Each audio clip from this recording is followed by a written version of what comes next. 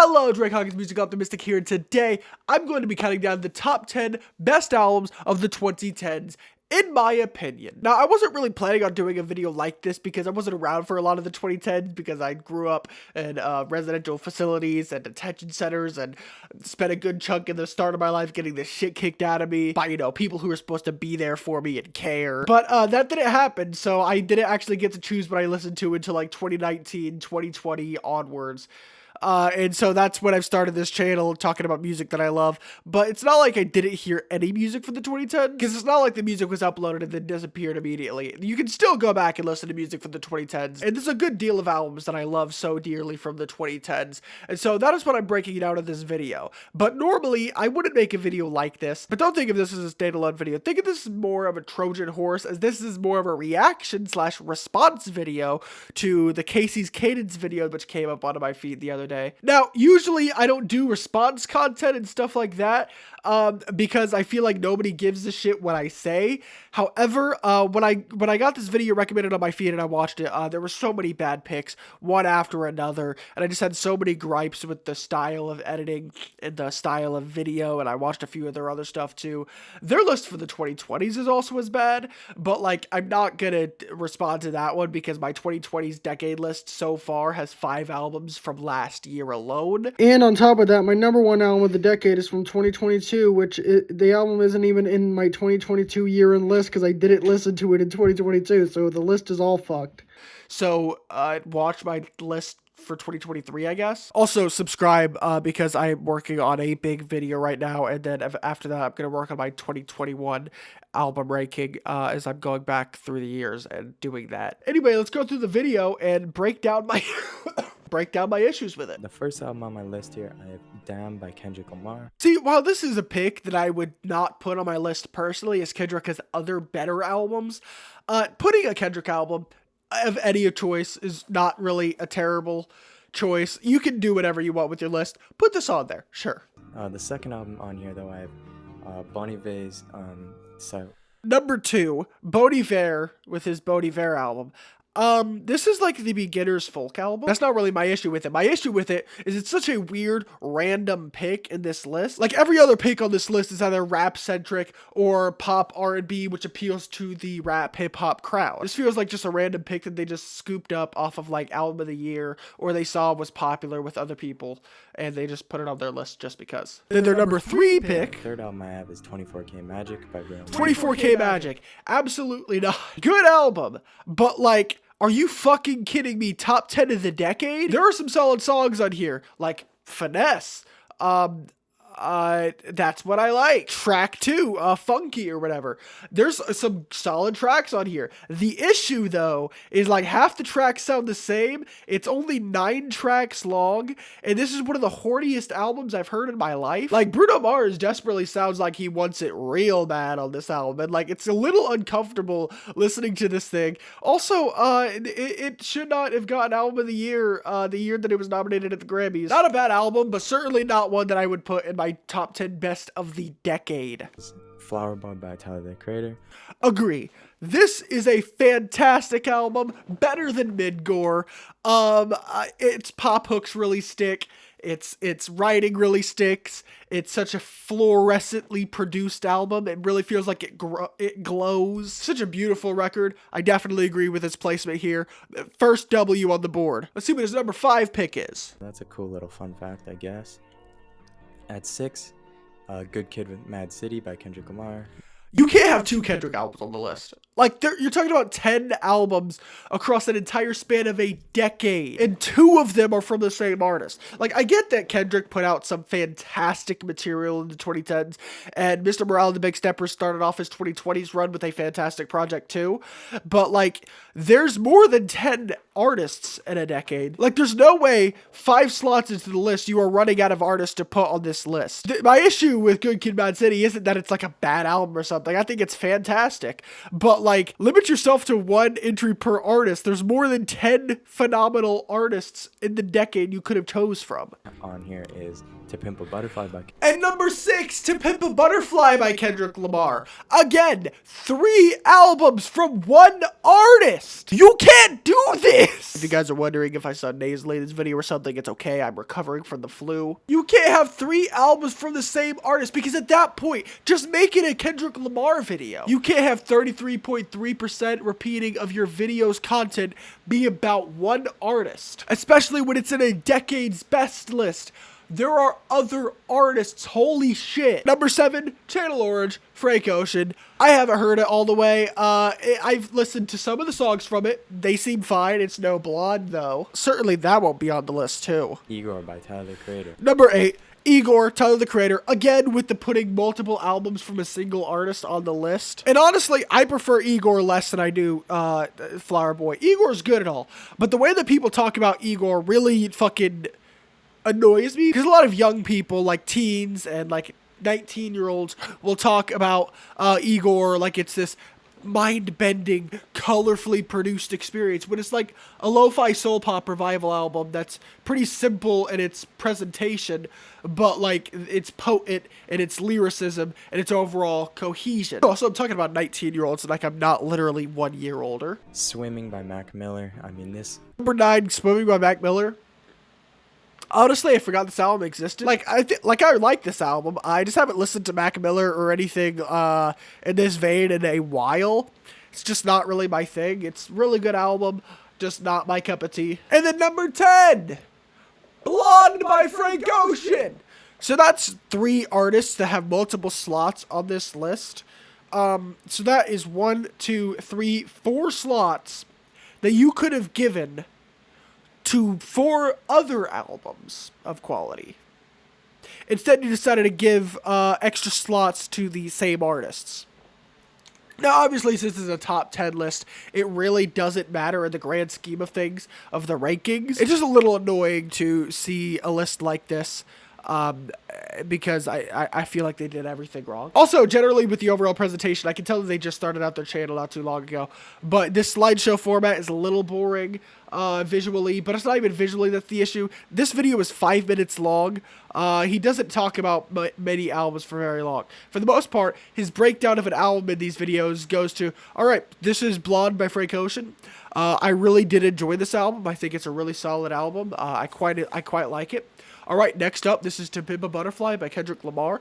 He pretty much just talks about him liking the album. Not what he likes about it, not what it did for him, not what it did for anything around it. He just says, yeah, this is a good album, and this is a good album, and this is a good album.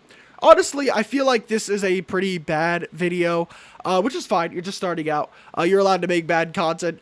We all do. I still make bad content. But anyway, in the spirit of things, I decided to make my own slideshow of my own top 10 best albums of the 2010s, in my opinion, of course. So let's start off at number 10 with Playboi Carti, Die Lit. Now, I know what you're thinking. This isn't very deep. Yeah, it doesn't fucking need to be. When I first listened to this album in like 2019, 2020, I gave this like a 1 out of 10. I thought it was fucking horrendous. I couldn't understand what people were seeing in this. But fast forward to now, every album on this list is at least a 9 or a plus, by the way. This album is so addicting in its simplicity. Its beats are so... This album is so subtly experimental and wonky and just non-stop fun from front to back, and every hook gets stuck in your head. Now, is that because he's saying the same thing over and over again? Maybe. Definitely give this a listen if you thought you were too good for Playboi Carti or just trap in general. This is definitely worth your time, in my opinion. Number 9, Black Midi with Schlagenheim. Now, I know this isn't a rap album, so it's probably off of your radar, but this is a fun-ass post-punk, noise rock, math rock album that just bleeds character. Not only are the riffs on here so creative and the songs so dire and feel so urgent, but like the band's chemistry and what they managed to pull together, being just 3 members, is absolutely mind-bending. The songs can get stuck in your head at some points, and just overall points like bum bum bum, or however the fuck you pronounce it. I would try and do like holding it out, but my nostrils are fucking clogged, so I physically can't. That song is fucking powerful, and its outro, it's just absolutely amazingly produced, written, performed. Fantastic record. Number 8, Wyeth Blood with Titanic Rising. This is an album that gets me about as equally hyped when it's probably the most dreamiest, sleepiest music you could think of. There's so many earworm choruses on here. The production on here, so lush.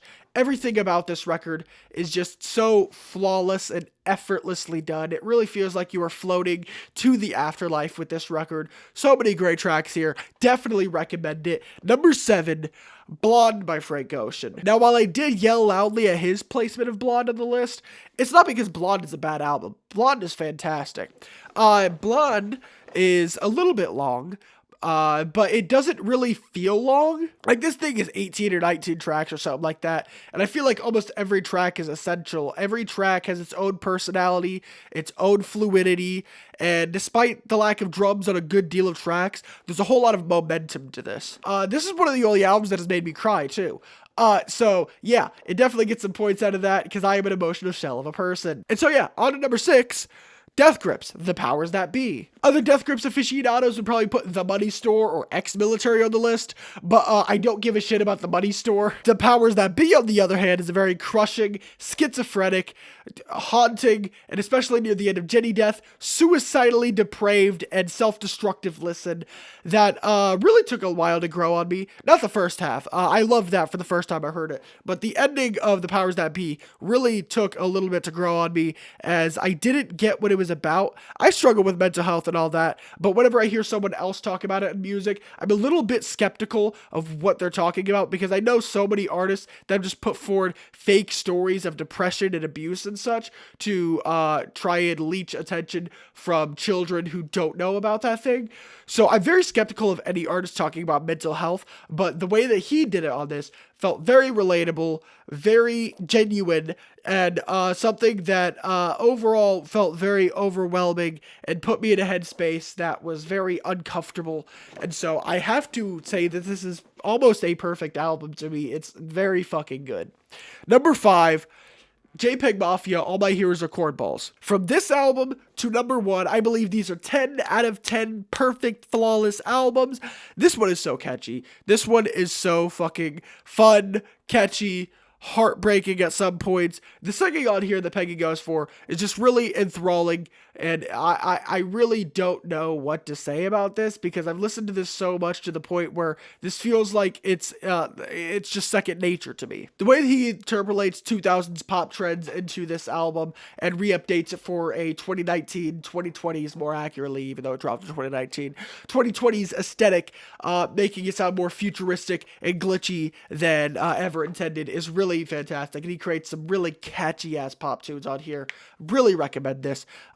Number 4, Tim Hecker with Virgins. Now, assuming that you're watching this list, Casey or whatever your name is, this might be an album that you don't get anything out of, but this is a perfect drone ambient album in my opinion. Not only are the soundscapes on here fantastic, and the flow on here is absolutely incredible to where it feels like every track just bleeds into the next, but this album crushes you.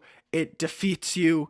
It puts you in a little tiny little box where you don't feel like you could ever get out, and the world is pummeling you and destroying every ounce of sanity that you have left. But at some points it can be really beautiful and reflective, and I feel like its diversity on this record really helps to make it one that I really come back to quite often, because if it was just one public experience after the other, it'd get tiring. But there are moments of pure beauty on here, like Radiance and Black Refraction, that really help to be a breather from the absolute destruction that Live Room Out and Virginal 1 tend to bring along. If you haven't listened to this, please do, as our number 3 album here is quite kind of the opposite. Number 3, FKA Twigs with Magdalene. This is a gorgeous, hypnotic art pop album, and it really explores the themes of breakup, of womanhood, of just overall pain and beauty, and ways that are just fucking heart-wrenchingly beautiful. Tracks like Cellophane, Sad Day, and Home to You are just absolutely fucking catchy, yet also heart-wrenchingly dark and beautiful and crushing songs. Like, you can really feel the pain that went into these songs and into these performances, because it feels like she's going to start breaking down and crying mid-recording, and honestly, I'm surprised that she doesn't, as at some points I almost do. Really great record in my opinion, flawless record in my opinion. Number 2, Danny Brown, Atrocity Exhibition. Don't worry, bro, these next 2 albums are all hip-hop related, so you don't have to explore other genres. This album is like an experimental hip-hop magnum opus. It is absolutely fantastic, and it is absolutely fucking dark and brutal too. If you don't know what it's it's pretty much about the downfalls of addiction, what can happen to you, and how the depression and emptiness and nihilism that comes with it really is not something that you want. Like, the lyricism of just the intro track, The Downward Spiral, alone should tell you what this album is about and why he has gotten into this place. Tracks like Ain't It Funny, Dance in the Water, and Today are like tracks that nobody else would ever make. Also, When It Rained is like such a wonky, insane track. Like, this album, nobody else is making anything that sounds like this. If you want a truly unique hip-hop album, this is the one for you, because literally nobody is making anything as deranged and creative and wild and fantastic as this. And at number 1, easy pick, but Kendrick Lamar, To Pimp a Butterfly. Yeah, I know I clowned on him for putting this on the list, but it's not because he put this on the list again. It's because he put 2 other fucking Kendrick Lamar albums on the list as well. And I might as well not even talk about this album, because like, so much has already been said from people who this album is actually for and who this album actually reflects. So I feel like it'd be stupid to try and break down anything about the album, really. Let's just say that it's a good album. Anyway, yeah, those were my takes. Those were my opinions. If you disliked anything, that's fine. You don't have to like what I like. I don't like what you like. I'm kidding. This isn't personal. This isn't an attack, or at least I try not to be, although I have a bad habit in these videos of going a little bit too hard, so sorry if I did that. Anyway, thank you for watching. Hit that subscribe button, as the next video hopefully should be the big video. Assuming I don't get sick and cannot edit again, because I have not been able to edit that video in about 4 days now.